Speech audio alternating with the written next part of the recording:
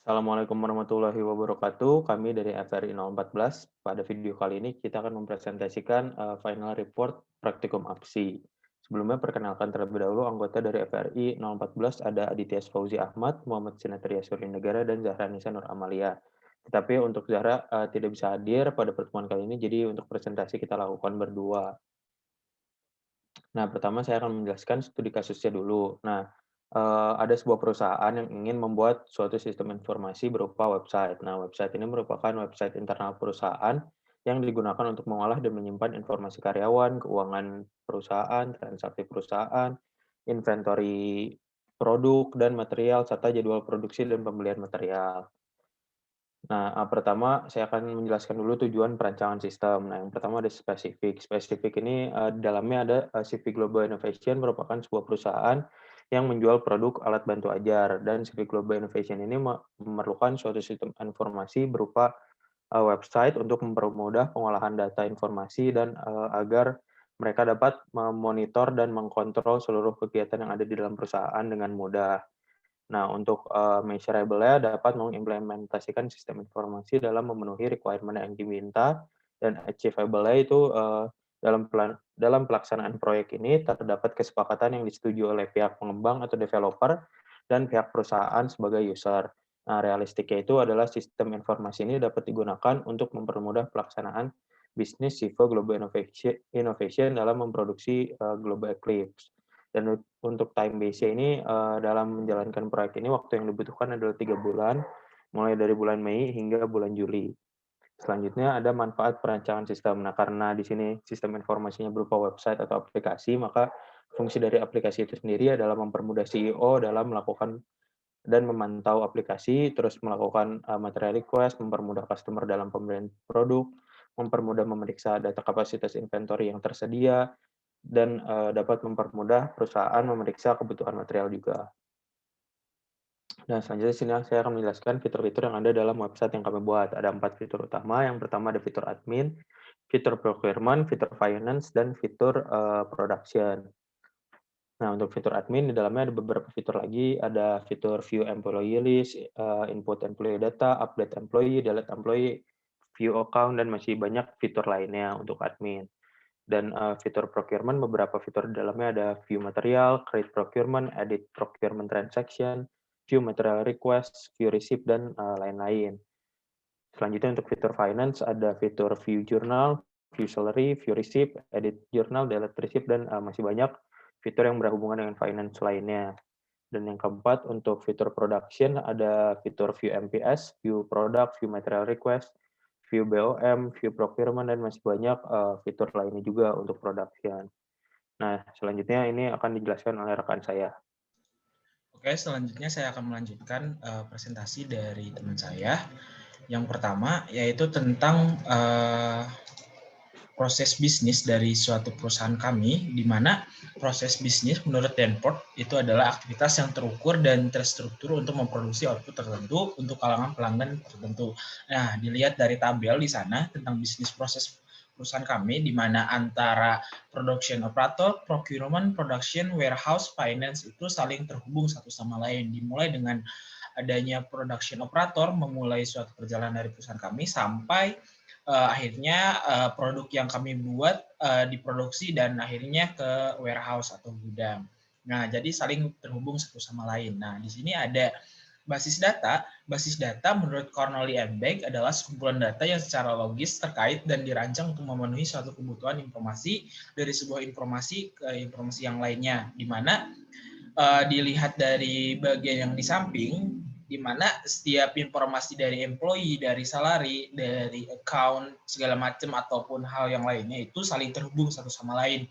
Jadi semua informasi atau sebagian divisi itu tidak akan terlupakan atau maksudnya tidak akan hilang informasinya. Jadi akan saling terhubung satu sama lain. Oke, boleh next. Nah, lanjut. Ada diagram UML, di mana diagram UML ini terdapat 4, yaitu sequence diagram, use case diagram, class diagram, dan activity diagram, di mana menurut Irmayani dan Susiati 2017, sequence diagram menggambarkan bagaimana sistem merespon kegiatan si user. Dan untuk use case diagram adalah permodelan untuk kelakuan sistem informasi yang akan dibuat dan digunakan untuk mengetahui fungsi apa saja yang ada di dalam sebuah sistem. Dan untuk kelas diagram menurut Munawar merupakan himpunan dari objek-objek yang sejenis. Dan untuk activity diagram, di mana merupakan diagram yang berbentuk aluran dari satu aktivitas ke aktivitas lain. Oke, boleh next. Dan ini merupakan contoh dari use case diagram. Yang pertama dari admin, procurement staff, finance staff, dan production staff. Nah, untuk kelas diagramnya, di mana kelas diagram ini adalah sebuah reaksi atau pemberian interaksi antara objek yang satu ke objek yang lainnya, dan akan menerima reaksi juga dari misalnya dari MPS ke salary, employee salary, dan itu adanya reaksi satu sama lain. Next. Nah, selanjutnya ini adalah activity diagram. Kami mengambil 4 contoh seperti view MPS, view employee, view procurement, create receipt.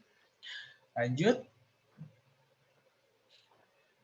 Dan untuk sequence diagramnya, kami juga mengambil beberapa contoh seperti production staff view MPS, procurement staff view procurement list, terus untuk finance staff view receipt, admin view employee.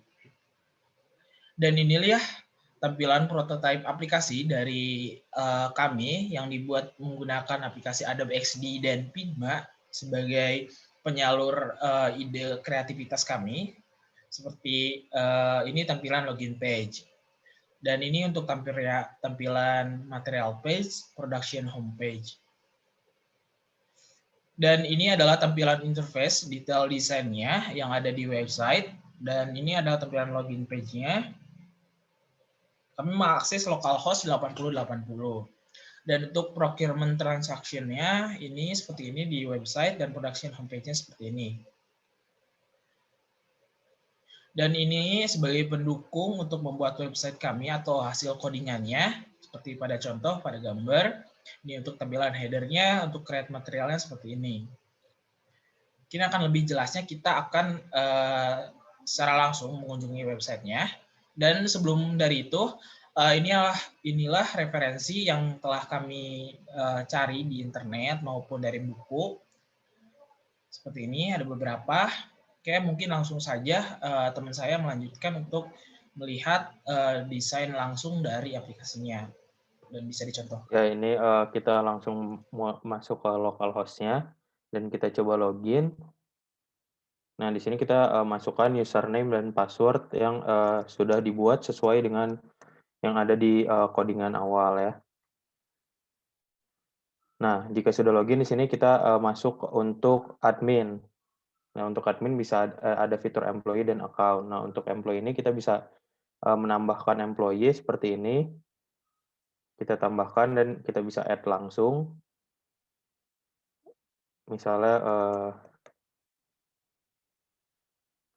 kita masukkan password-nya, lalu input nama orangnya, banknya, terus kode account number-nya, terus di sini dia sebagai divisi apa, lalu kita bisa add employee. Nah, nanti dia masuk. Lalu setelah ada di sini nama employee-nya, baru kita bisa akses ke dalam ininya website orangnya. Misalnya kita masuk ke Adit dengan password 123456. Nah, ini karena dia divisi production, maka dia masuknya ke bagian production. Nah, di sini ada beberapa fitur untuk production seperti master production schedule, terus ada produk juga apa aja di sini.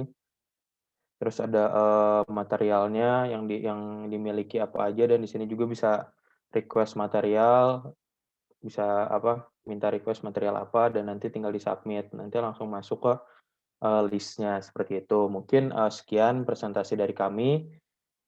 Mohon maaf bila ada kesalahan. Wassalamualaikum warahmatullahi wabarakatuh.